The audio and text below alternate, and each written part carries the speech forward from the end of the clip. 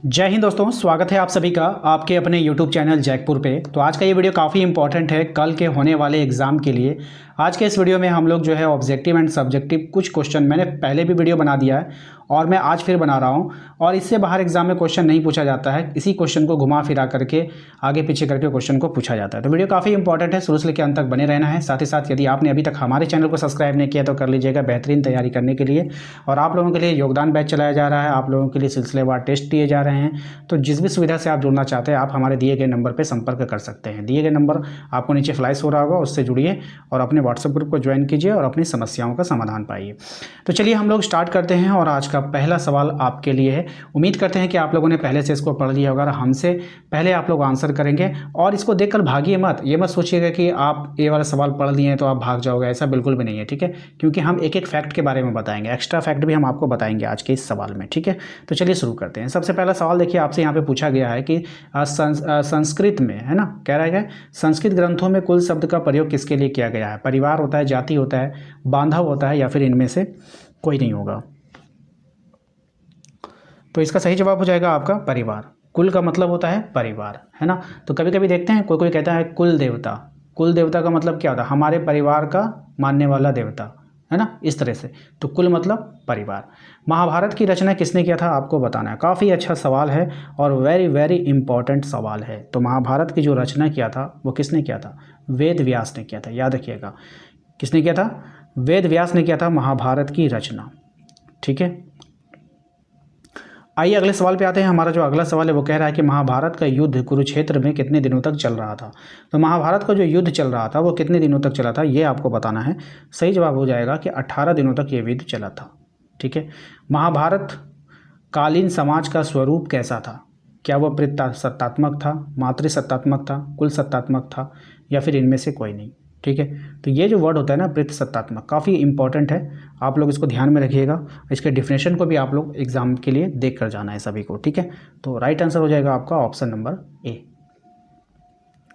मनुस्मृति में जो है कितने प्रकार के विवाह का उल्लेख मिला है। तो ये जो मनुस्मृति है इसमें कितने प्रकार के विवाहों का उल्लेख मिला है, तो 8 प्रकार के विवाहों का उल्लेख मिलता है। याद रखिएगा कितने प्रकार के, 8 प्रकार के। और सिंपल सी बात है कि महाभारत में भी कितने प्रकार के विवाहों का उल्लेख मिलता है, तो 8 प्रकार का। वो क्या है हम इसके सब्जेक्टिव क्वेश्चन में देख लेंगे, ठीक है। बात समझ में आई सभी को।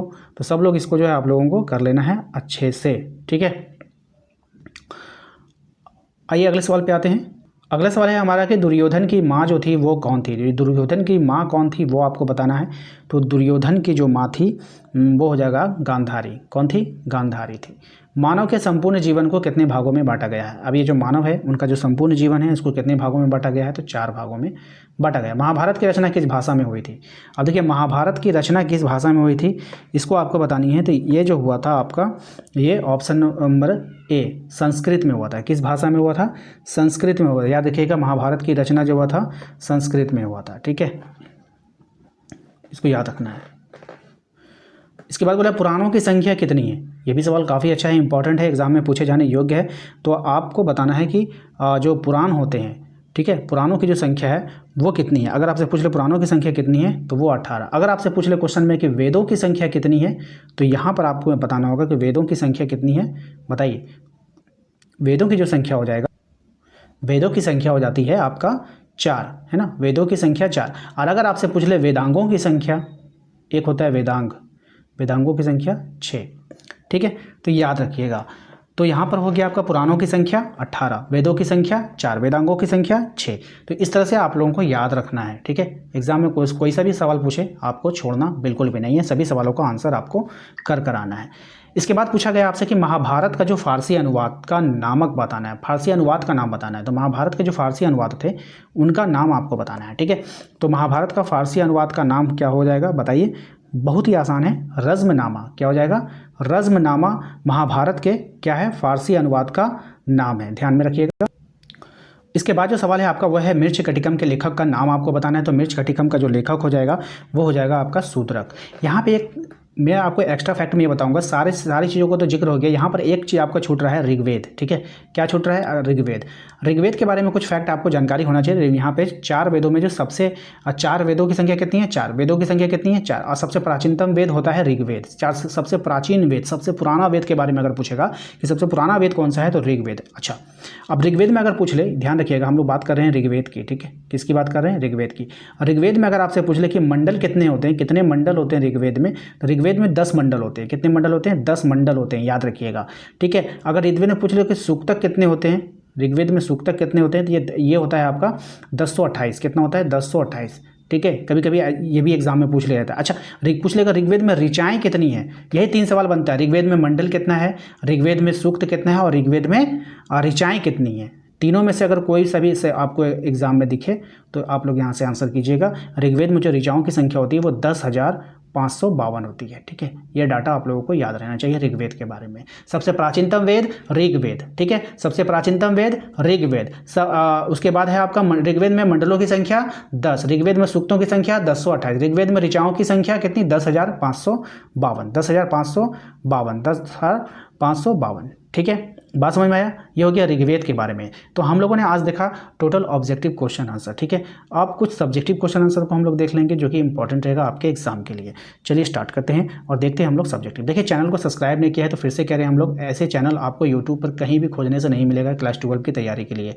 तो प्लीज़ आप लोग सब्सक्राइब जरूर कर लीजिएगा और मेरे दिए गए नंबर पर संपर्क करके आप अपने व्हाट्सएप ग्रुप को जरूर ज्वाइन कर लीजिएगा। ठीक है, आइए यहाँ पे देखिए, आपसे बोला है कि स्पष्ट कीजिए विशिष्ट परिवारों की पितृवंशिकता क्यों महत्वपूर्ण रही होंगी, यानी कि जो पितृत्मक व्यवस्था जो होती है ना, तो वो क्यों महत्वपूर्ण है, ये आपको बताना है। ठीक है, या फिर यहाँ पे देखिए जो प्रेतात्मक जो होता है यह होता क्या है, इसका डिफिनेशन यहाँ पे दिया गया है। ठीक है, अगर एग्जाम में आपसे सिर्फ पूछ ले कि प्रेतात्मक क्या होता है तो आपको सिर्फ इतना ही आंसर में लिखना है, पूरा नहीं लिखना है। लेकिन अगर एग्जाम में ये वाला क्वेश्चन आ जाए कि स्पष्ट कीजिए विशिष्ट परिवारों की पितृवंशिकता क्यों महत्वपूर्ण है, तो आपको पूरा लिखना होगा। ठीक है, तो इसके लिए आप यहाँ से सबसे पहले आप इसका स्क्रीनशॉट ले लीजिए। ठीक है, स्क्रीनशॉट लेकर रखिए अपने पास, क्योंकि अगर मैं पूरा पढ़ने लगूंगा तो फिर बहुत समय लॉस हो जाएगा आप लोगों का। ठीक है, आप फिर यहाँ से इसका स्क्रीनशॉट लेकर रख लो। आइए इसके बाद फिर दूसरा इंपॉर्टेंट सवाल की ओर बढ़ेंगे। जो हमारा इंपॉर्टेंट सवाल है वो है क्वेश्चन नंबर 3, महाभारत के संबंध में बंधुता के रिश्तों में किस प्रकार से परिवर्तन आया था। आप लोग इसका भी स्क्रीनशॉट ले लीजिए, काफ़ी अच्छा सवाल है ये, स्क्रीनशॉट ले लीजिए और इसका आंसर आप लोग नोट कर लीजिएगा। चलिए इसके बाद जो इंपॉर्टेंट सवाल रहेगा वो है महाभारत के महत्व पर प्रकाश डालिए। इसका आप लोग स्क्रीनशॉट ले लो, स्क्रीनशॉट लेने के बाद इसको भी आप लोग 3-4 बार पढ़कर जरूर जाइएगा। इसके बाद जो हमारा इंपॉर्टेंट सवाल रहेगा वो है आपका कि महाभारत कालीन समाज में प्रचलित विवाह के प्रकार पे चले जाएंगे। महाभारत में जो है कितने प्रकार के विवाह होते थे? 8 प्रकार की हम लोगों ने ऑब्जेक्टिव में देख लिया था। तो गोत्र के आधार पर विवाह के प्रकार निम्नलिखित हैं। 8 विवाह के बारे में आपको जानकारी होना चाहिए। यहाँ पर देखिए पहला विवाह के बारे में दिया, सबका स्क्रीनशॉट लेते जाइए। ठीक है, उसके बाद देखिएगा यहाँ पर आप ये दूसरा, ये तीसरा, ये चौथा, सबका स्क्रीनशॉट ले लीजिए। ठीक है, उसके बाद फिर यहाँ देखिएगा अलग से फिर यहाँ पे दिया गया है। ठीक है, उसके बाद धर्मसूत्र और धर्मशास्त्रों के अनुसार 8 प्रकार के विवाह का होते थे। ठीक है, तो ये हो गया अलग से। फिर यहाँ पर भी आपको 1 2 3 4 5 6 7 8 को फिर यहाँ पर आपको दिया गया, इसका भी आप लोग स्क्रीनशॉट ले लो। ठीक है, ये सब आपको उस आंसर में लिखना होगा। ओके, देख लो। फिर 5 नंबर, 6 नंबर, 7 नंबर, 8 नंबर, इसका भी आप लोगों को स्क्रीनशॉट लेना है। वैसे हमने इसको ये सब पहले भी पढ़ा है, ऐसा नहीं कि मैं आज पढ़ा रहा हूँ, पहले भी मैंने ये सब पढ़ा दिया है। ठीक है, तो आप लोग इसका कर लेना। आशा करते हैं दोस्तों आप लोगों को आज का ये वीडियो पसंद जरूर आया होगा। वीडियो अच्छा लगा तो प्लीज़ वीडियो को लाइक कर दीजिएगा। और मैं अपनी तरफ से भी टेस्ट ले रहा हूँ, अगर आप लोग टेस्ट में शामिल होना चाहते हैं तो प्लीज़ हमारे दिए गए नंबर पर संपर्क करके व्हाट्सएप ग्रुप को जरूर ज्वाइन कर लीजिएगा।